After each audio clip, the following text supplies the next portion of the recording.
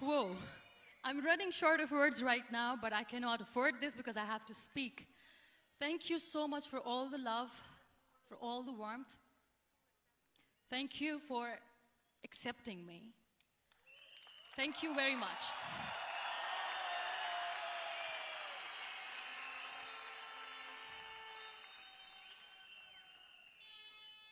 Well, I always start my talk with a disclaimer. And that disclaimer is that I've never claimed to be a motivational speaker. Yes, I do speak, but I feel more like a storyteller because wherever I go, I share a story with everyone.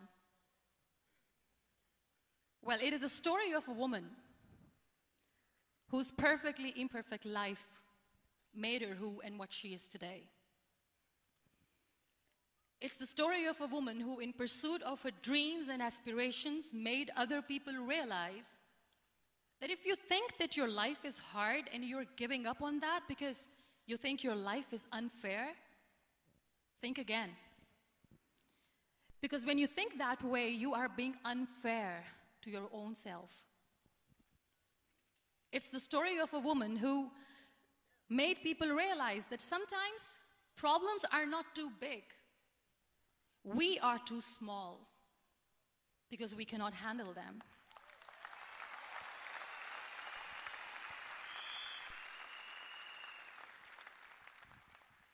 It is the story of a woman who with time realized that real happiness doesn't lie in success, money, fame. It lies within. Real happiness lies in gratitude. So I am here, and I'm going to share the story of that woman. That is my story. The story of gratitude.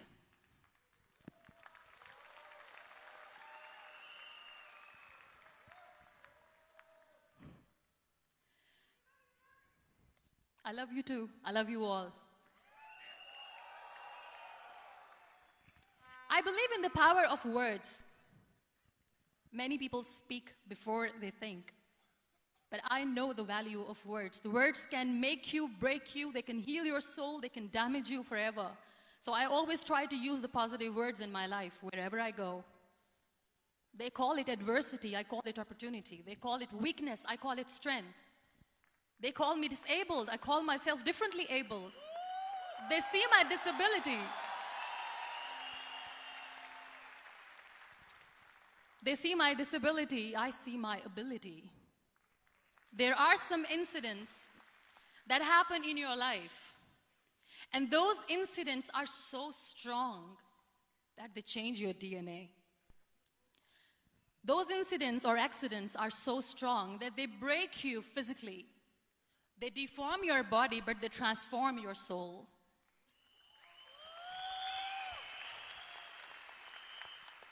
Those incidents break you, deform you, but they mold you into the best version of you.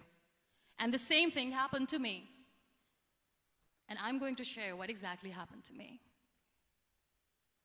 I was 18 years old when I got married. And this thing I'm sharing for the very first time on an international level. I was 18 years old when I got married. I belonged to a very conservative family, a Baloch family, where good daughters never say no to their parents. My father wanted me to get married. And all I said was, if that makes you happy, I'll say yes. And of course, it was never a happy marriage. Just about after 2 years of getting married, about 9 years ago, I met a car accident. Somehow my husband fell asleep and the car fell in the ditch. He managed to jump out, saved himself. I'm happy for him. But I stayed inside the car and I sustained a lot of injuries. The list is a bit long. Don't get scared. I'm perfectly fine now. Radius ulna of my right arm were fractured. The wrist was fractured. Shoulder bone and collarbone were fractured. My whole rib cage got fractured. And because of the rib cage injury, lungs and liver were badly injured. I couldn't breathe. I lost urine and bowel control. That's why I have to wear the bag wherever I go. But that injury that changed me and my life completely as a person and my perception towards living my life was the spine injury. 3 vertebrae of my backbone were completely crushed, and I got paralyzed for the rest of my life.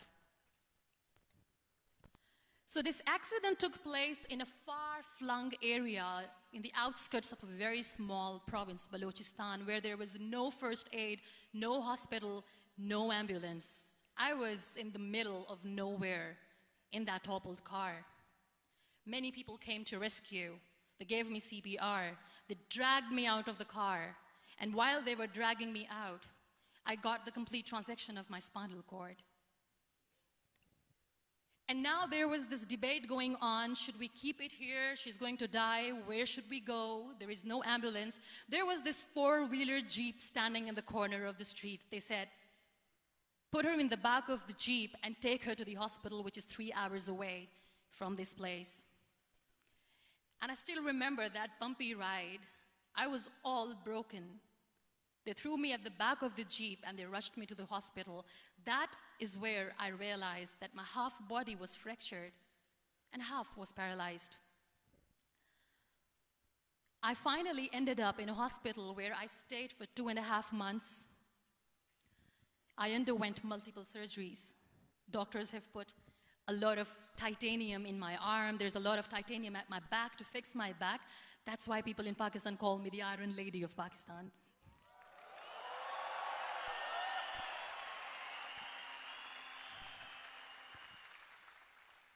Sometimes I wonder how easy it is for me to describe all this all over again. And somebody has rightly said that when you share your story and it doesn't make you cry, that means you have healed.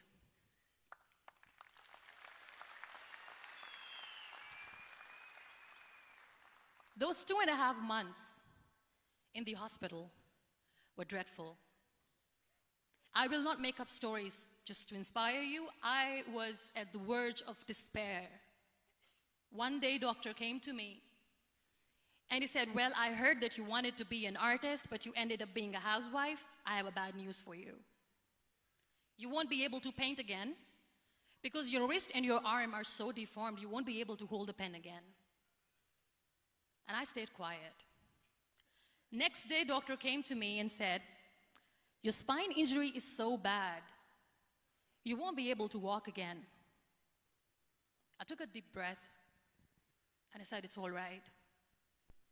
The next day, doctor came to me and said, because of your spine injury and the fixation that you have in your back, you won't be able to give birth to a child again. That day, I was devastated. I still remember, I asked my mother, why me? And that is where I started to question my existence. Why am I even alive? What's the point of living? I cannot walk, I cannot paint, fine. I cannot be a mother. And we have this thing in our heads, being women, that we are incomplete without having children. I am going to be an incomplete woman for the rest of my life. What's the point? People are scared. They think I will get divorced. What is going to happen to me? Why me? Why am I alive? We all try to chase this tunnel. We all do this because we see light in the end of the tunnel, which keeps us going. My dear friends, in my situation, there was a tunnel that I had to roll on, but there was no light. And that is where I realized that the words have the power to heal the soul. My mother said to me, this too shall pass. God has a greater plan for you. I don't know what it is, but He surely has.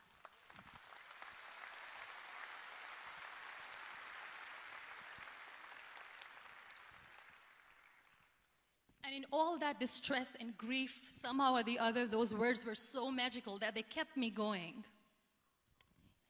I was trying to put that smile on my face all the time, was hiding. It was so hard to hide the pain, which was there. But all I knew was that if I will give up, my mother and my brothers will give up too. I cannot see them crying with me. So what kept me going was, one day I asked my brothers, I know I have a deformed hand, but I'm tired of looking at these white walls in the hospital and wearing these white scrubs. I'm getting tired of this. I want to add more colors to my life. I want to do something. Bring me some colors. Bring me some small canvas. I want to paint. So the very first painting I made was on my deathbed, where I painted for the very first time. It was not just an art piece or just my passion. It was my therapy. What an amazing therapy it was. Without uttering a single word, I could paint my heart out. I could share my story. People used to come and say, what lovely painting, so much color. Nobody could see the grief in it. Only I could. So that's how I spent 2.5 months in my hospital, crying, never complaining or whining, but painting. And then I was discharged, and I went back home. And I went back home, and I realized that I have developed a lot of pressure ulcers on my back and on my hip bone. I was unable to sit. There were a lot of infections in my body, a lot of allergies. So doctors wanted me to lie down on the bed straight for not 6 months, for not 1 year, for 2 years. I was bedridden, confined in that one room, looking outside the window, listening to the birds chirping, and thinking maybe there will be a time when we'll be going out with the family and enjoying the nature. That was the time where I realized how lucky people are, but they don't realize. That is the time where I realized that the day I'm going to sit, I'm going to share this pain with everyone to make them realize how blessed they are, and they don't even consider them lucky. There are always turning points in your life. There was a rebirth day that I celebrated. After 2 years and 2.5 months, when I was able to sit on a wheelchair, that was the day when I had the rebirth. I was a completely different person. I still remember the day I sat on the wheelchair for the first time, knowing that I'm never going to leave this, knowing that I won't be able to walk for the rest of my life. I saw myself in the mirror, and I talked to myself. And I still remember what I said. I cannot wait for a miracle to come and make me walk. I cannot sit in the corner of the room crying, cribbing, and begging for mercy because nobody has time. So I have to accept myself the way I am. The sooner, the better. So I applied the lip color for the first time.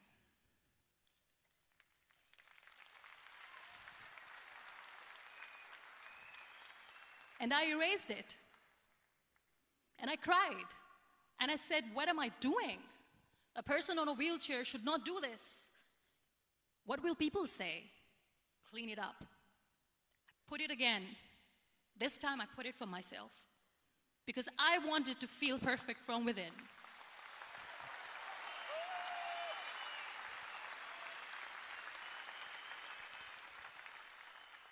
And that day I decided that I'm going to live life for myself. I am not going to be that perfect person for someone. I am just going to take this moment and I will make it perfect for myself. And you know how it all began? That day I decided that I'm going to fight my fears. We all have fears.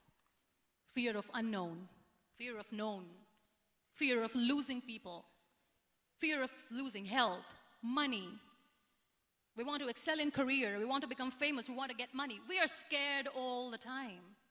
So I wrote down one by one all those fears. And I decided that I'm going to overcome these fears one at a time. You know what was my biggest fear? Divorce. I couldn't stand this word. I was trying to cling on to this person who didn't want me anymore, but I said no. I have to make it work. But the day I decided that this is nothing but my fear, I liberated myself by setting him free. And I made myself emotionally so strong that the day I got the news that he's getting married, I sent him a text that I'm so happy for you and I wish you all the best. And he knows that I pray for him today.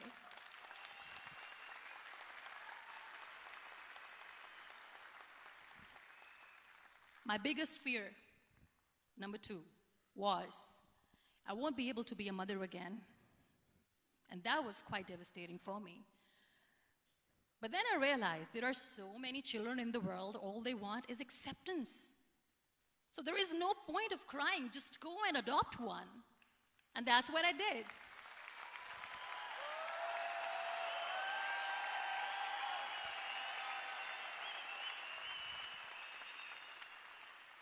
I gave my name in different organizations, different orphanages. I didn't mention that I'm on a wheelchair, dying to have a child.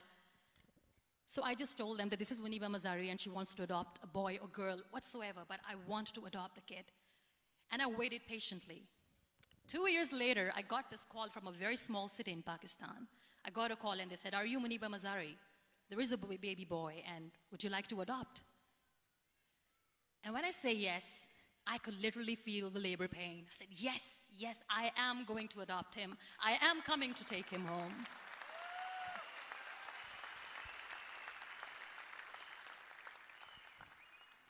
And when I reached there, the man was sitting and he was looking at me from head to toe.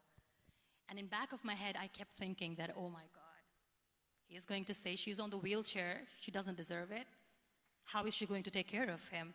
And I looked at him and I said, "Do not judge me because I'm on the wheelchair." But you know what he said? He said, "I know you will be the best mother of this child. You both are lucky to have each other."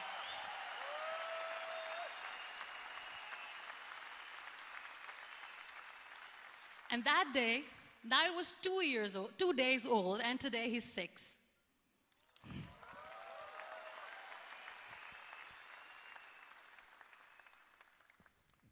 You'll be surprised to know another bigger fear that I had in me. It was facing people. I used to hide myself from people. When I was on bed for 2 years, I used to keep the door closed. I used to pretend that I'm not going to meet anyone, tell them that I'm sleeping. You know why? Because I couldn't stand that sympathy that they had for me. They used to treat me like a patient. When I used to smile, they used to look at me and say that, "You're smiling, are you okay?" I was tired of this question being asked, "Are you sick?" Well, a lady yesterday at the airport asked me, "Are you sick?" And I said, "Well, besides the spinal cord injury, I'm fine, I guess."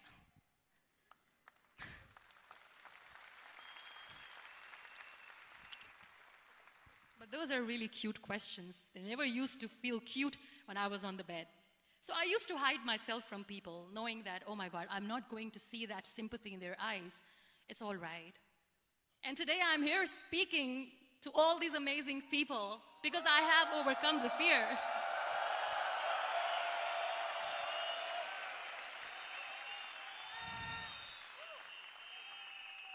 You know, when you end up being on the wheelchair, what's the most painful thing? That's another fear that people on the wheelchair or the people who are differently abled have in their hearts, but they never share. I'll share that with you. The lack of acceptance. People think that they will not be accepted by the people because we, in the world of perfect people, are imperfects. So I decided that instead of starting an NGO for disability awareness, which I know will not help anyone, I started to appear more in public. I started to paint. I always wanted to. I have done a lot of exhibitions. I'm Pakistan's first wheelchair-bound artist. I have done a lot of modeling campaigns, different campaigns for brands like Tony and Guy.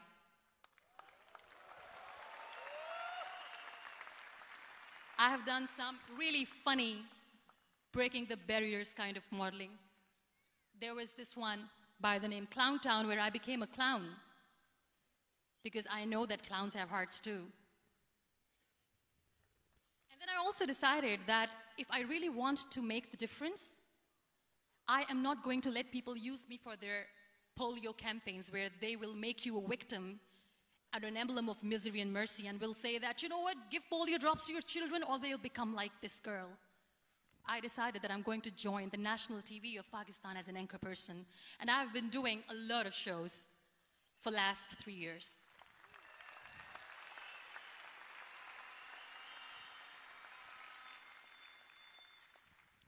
So when you accept yourself the way you are, the world recognizes you. It all starts from within.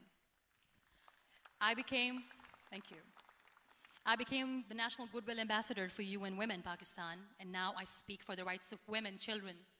We talk about inclusion, diversity, gender equality, which is a must. I was featured in BBC 100 Women for 2015. I'm one of the Forbes 30 under 30 for 2016. And it all didn't happen alone. You all are thriving in your careers. You have bigger dreams and aspirations in life. Always remember one thing. On the road to success, there is always we, not me. Do not think that you alone can achieve things. No. There is always another person who is standing behind you, maybe not coming on the forefront, but behind you, praying for you and supporting you. Never lose that person. Never.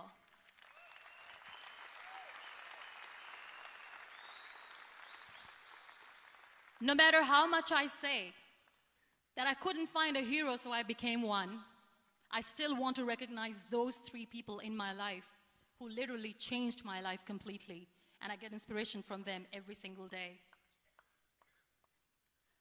Waleed Khan.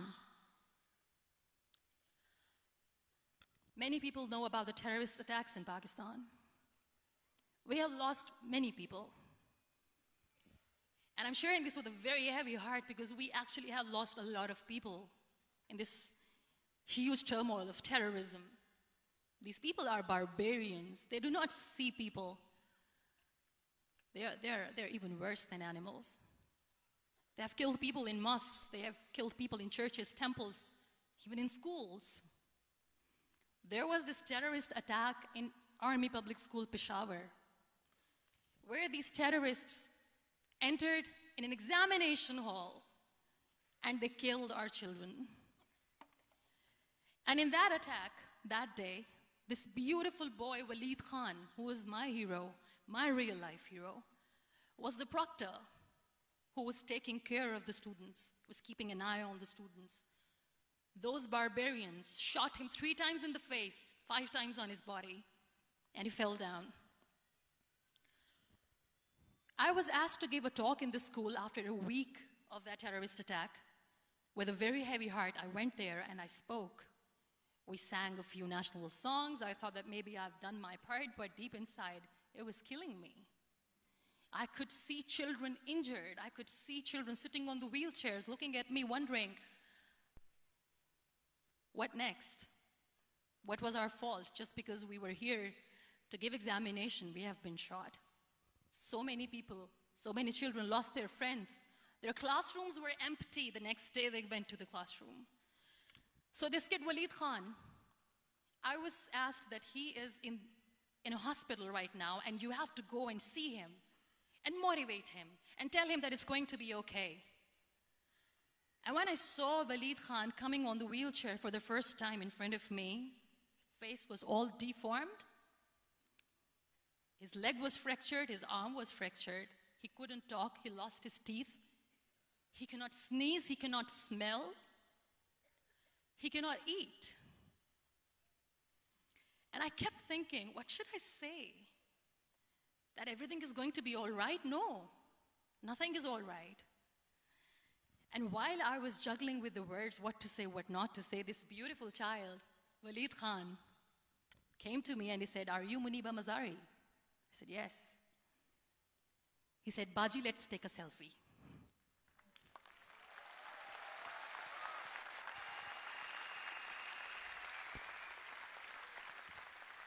And with that beautiful, toothless smile of Waleed Khan, we took that beautiful selfie that I still have with me.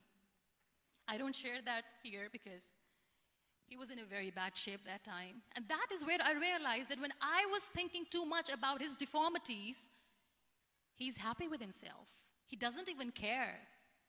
Because today he goes in the same school, and when somebody asks him that, "What happened to your face? Why so many scars?" You know what he says? "These scars are my medals and I wear them with pride."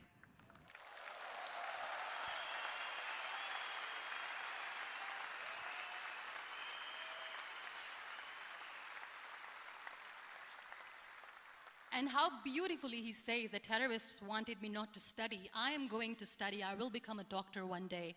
And this is my way of taking revenge from those terrorists.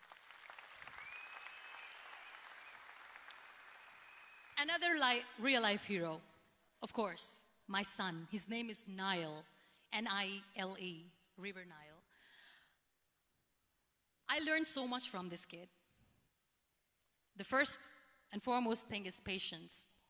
How to be patient when you know that your mother cannot walk, when you know that your mother is different from the other women, when you know that your mother cannot go out and play with you, how to stay calm. He loves football. And when we got the very first football, he was 4 years old. He was super excited. I still remember he came in the room and he said, "Mom, let's play football." And he kept the ball in my feet. And he said, "Let's kick it." And that day I felt disabled. I said, "I cannot kick the ball." And I was down with the same face. He looked at me and he said, "Well, that's all right. Your legs are not working, but your hands do. Let's play catch the ball."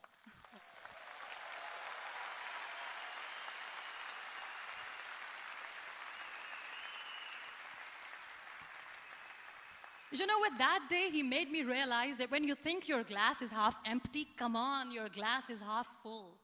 It's all in here and here. Last but not least, the woman who made me realize that heroes have no gender. The woman who believed in me even when I was completely at the verge of despair, where everybody left, she was there. And every time I looked at her, without saying anything, she used to look at me and said, "This too shall pass. God has a bigger plan. And one day you will say that, oh my God, that is why God has chosen me." She never cried in front of me. She has always said that there will be haters, there will be naysayers, there will be disbelievers, and then there will be you proving them wrong. My mother.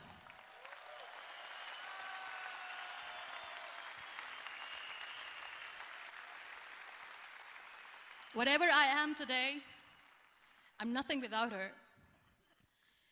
I'm nothing without her. Thank you, Mama. I wish you were here. Thank you for making me who I am today.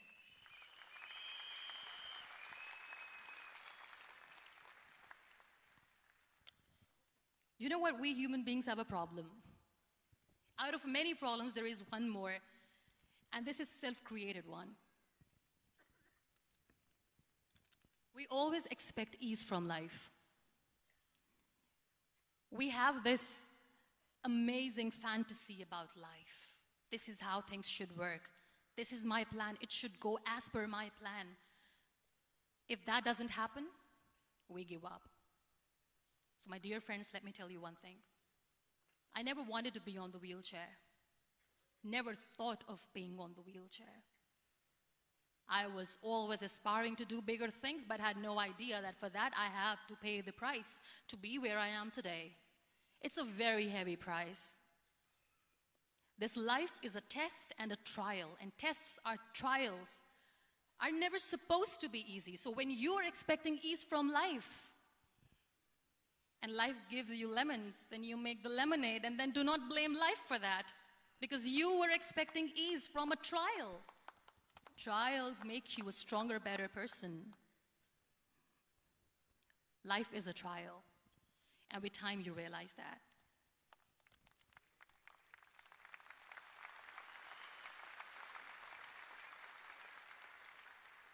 It is okay to be scared. It is okay to cry. Everything is okay, but giving up should not be an option. They always say that failure is not an option. Failure should be an option, because when you fail, you get up, and then you fail, and then you get up, and that keeps you going. That's how humans are strong.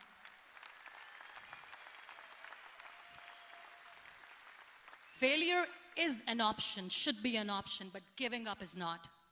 Never. We have this thing in minds. We call it perfection.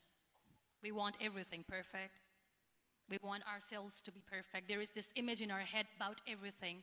Perfect life, perfect relationships, perfect career, perfect amount of money that we need to earn no matter what. Nothing is perfect in this world. We all are perfectly imperfect, and that is perfectly all right. That's all right. We were sent here not to become the perfect people. Those people who tell you how to look perfect, even those people are imperfect. Trying to fight this fear of looking imperfect. I used to be perfect. I still remember. I got this compliment years ago when I used to walk. Oh my God, look at you. You're fair, you're tall, you're perfect. Look at me now. You're still perfect. Only the perfect eyes can see that. Only the perfect eyes will see that. Only the perfect eyes will see that. So yes, in all those imperfections, you have to listen to your heart. You don't have to look good for people. You don't have to be perfect just because other people want you to be perfect. If your soul is perfect from within, that's all right. This is all what you want. This is all what you need to be. Our society has made very weird kind of norms to look perfect and great. For men, it's different. For women, it's different.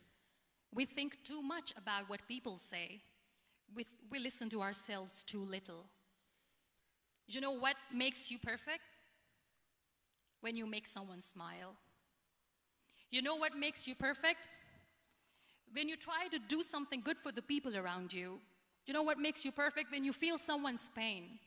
And how beautiful pain is that it connects you with people. No other medium can connect you with others but pain. That's why I always say that I'm in pain, and that's a blessing in disguise for me. Today, just because I'm in pain and I'm on the wheelchair, I work for children, being the head of CSR for a company. We conduct medical camps in far-flung areas of Pakistan where so many kids die because they don't have medical facilities.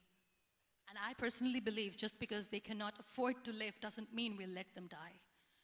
So we give them money, we give them medical treatment, we try to heal their wounds, physical and emotional. And I also work for the beautiful people, we call them third gender, the transgender community of Pakistan. You know what connects me with them? All my imperfections. When I go and I hug them, they never judge me. And this very good friend of mine, her name is Bijli. Bijli means electricity. She calls herself electricity. And I said, are you electricity? She says, no, I'm lightning. I'm as strong as lightning. Because we have very bad power outage, so she doesn't want me to call her electricity. So she says, I am very strong. I'm thunder, I'm lightning. She came to me, and the first time I hugged her, she said, you are just like me. And I said, yes, I am like you. Because to people, we are so imperfect. So how beautiful these imperfections are, that because of these imperfections, you can connect with people. Then why are we all running after being perfect? What's the point?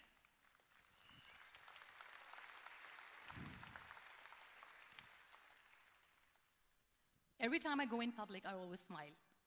There's always a big toothy smile on my face, and people ask me, don't you get tired of smiling all the time?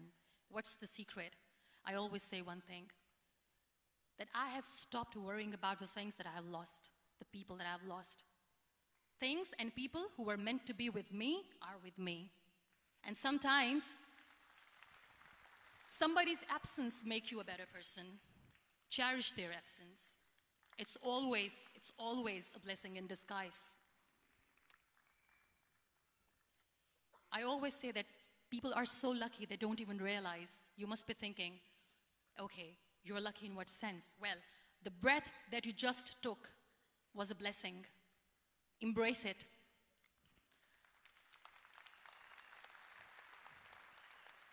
There are so many people in the world who are dreaming to live a life that you are living right now.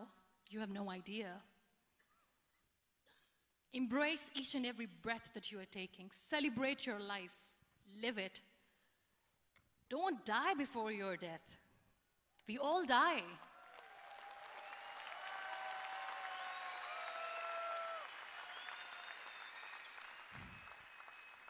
We live this one routine of a day for 75 years and we call it life. No, that's not life.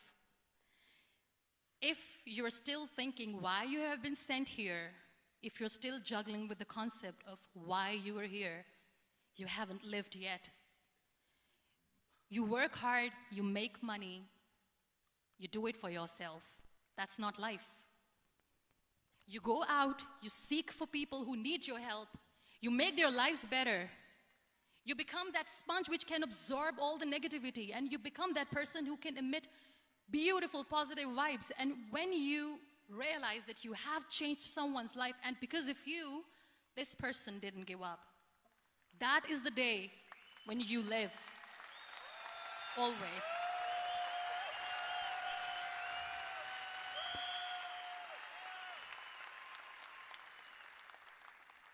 We were talking about gratitude, why I smile all the time. I cry all night when nobody sees me, because I'm a human and I have to keep the balance. And I smile all day because I know that if I will smile, I can make people smile. That keeps me going.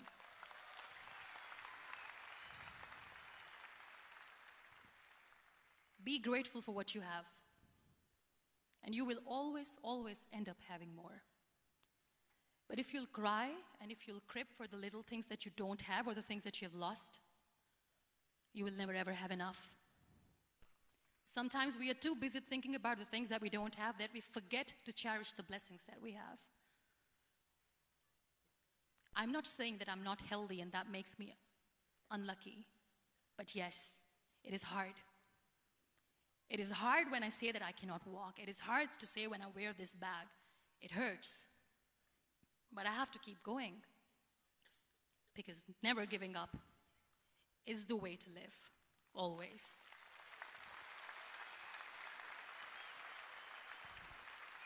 So I'll end my talk on a very short note. Live your life fully. Accept yourself the way you are. Be kind to yourself. Be kind to yourself. I'll repeat, be kind to yourself, and only then you can be kind to others. Love yourself and spread that love. Life will be hard. There will be turmoils. There will be trials, but that will only make you stronger. Never give up. The real happiness doesn't lie in money or success or fame. I have this all. I never wanted this. Real happiness lies in gratitude. So be grateful, be alive, and live every moment. Thank you so much, everyone. Thank you.